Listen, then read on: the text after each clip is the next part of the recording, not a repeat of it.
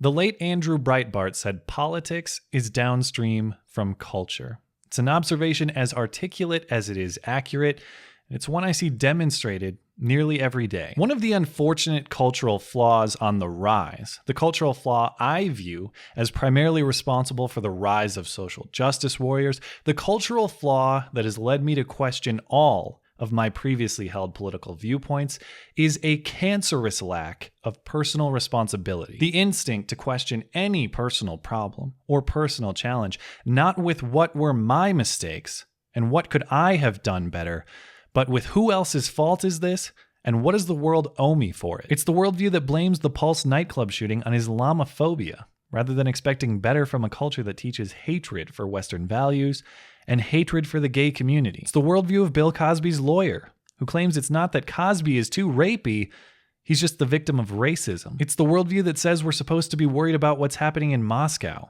not what's happening in Washington. It's also the worldview of those who are entirely incapable of accepting the fact that Hillary Clinton made at least a serious mistake, if not an intentionally malicious act, in storing classified information on her private email server during her tenure as Secretary of State. We don't blame Hillary for the actions she committed. We don't blame Hillary, and we don't blame her aide Huma Abedin for apparently failing to turn over all of their emails, as they apparently falsely said they did. And we don't blame Anthony Weiner's insatiable wiener, which gave Hillary and Huma indecent exposure of another variety. Nope, as this UC Berkeley professor writes for Time magazine, it's not about the emails.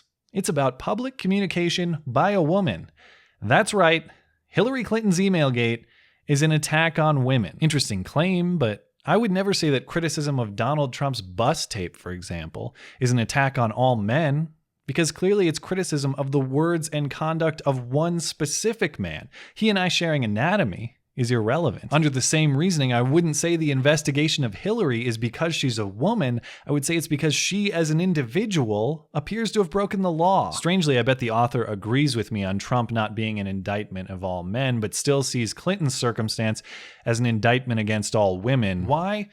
Because patriarchy, sexism, other buzzwords, logical consistency be damned. Let's take a look. I am mad. I am mad because I am scared. And if you are a woman, you should be too. Emailgate is a bitch hunt, but the target is not Hillary Clinton. It's us. I have feelings. And I have these feelings because of my other feelings. And if you feel feelings, you should feel my feelings too. Speaking of witch hunts, this article isn't on one just for misogyny. It's on one for your brain cells too. Buckle up. The only reason this whole email flap has legs is because the candidate is female. Clinton is guilty of SWF, speaking while female, and Emailgate is just a reminder to us all that she has no business doing what she's doing and must be punished for the sake of all decent women everywhere. There is so much of that going around. Can you imagine this happening to a man? Why, yes.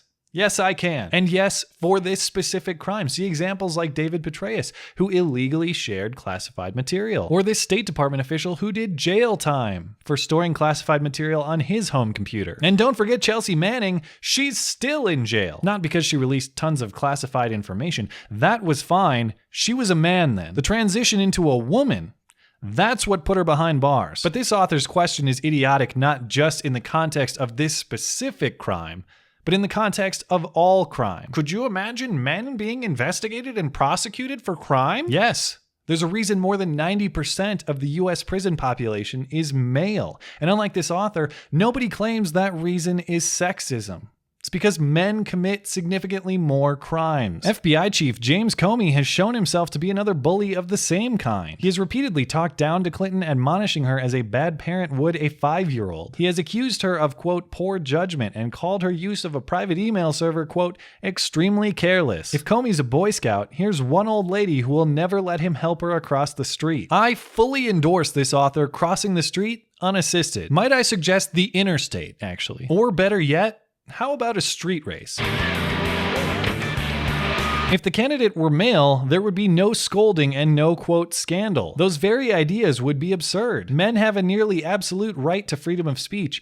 In theory, so do women. But that, as the creationists like to say, is only a theory. Mishandling classified information is not a free speech right. This investigation is not about what Hillary said. Well, actually it might be, but only to the extent she and her associates may have lied to investigators. But they lied about the subject of this investigation, her actions she chose, and actions that are potentially in violation of the law. Anyway, it takes a special kind of delusional feminist to believe this woman, the leading candidate for the presidency of the United States, financed by the wealthiest people in the world, given a literal podium that broadcasts to everyone, everywhere, is somehow a victim of some type of sexist speech restriction. Clinton's use of a personal server has not been found to be a crime. Then how is it so many have found the charge so easy to make and make stick? It hasn't been found to be a crime because it hasn't been prosecuted as a crime. The decision to prosecute would have to come from that other patriarchal victim,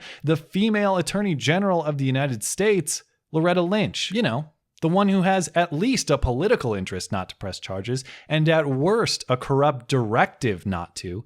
Add that to the list of horrible disadvantages Hillary has as a female candidate. Clinton has repeatedly apologized, but apparently not enough for her accusers. In fact, her apologies were her only mistake. By apologizing, she acknowledged guilt. But that's what women are supposed to do, because women are always guilty of something. No, her mistake was the very mistake she herself acknowledges. I made a mistake using a private email. That's for sure. And if I had to do it over again, I would obviously do it differently. And there's plenty of circumstantial reason to believe the situation wasn't innocent happenstance at all. It's hard to believe a sophisticated piece of technology just gets accidentally installed and accidentally maintained for the accidental purpose of storing classified government information, some of which may have been accidentally deleted after accidentally receiving a congressional subpoena for the information. You know, just everyday accidental stuff. This article perfectly represents the decay in our culture that is allergic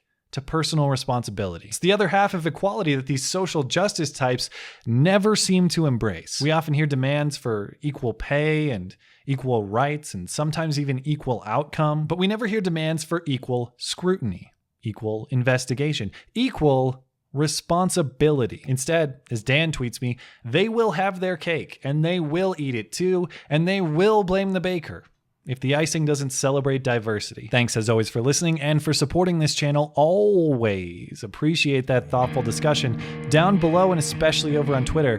That is at MattC_on_YT. You're always welcome to come hang out and chat in my live streams. Those are linked down in the description. Looking forward to it. Okay, bye.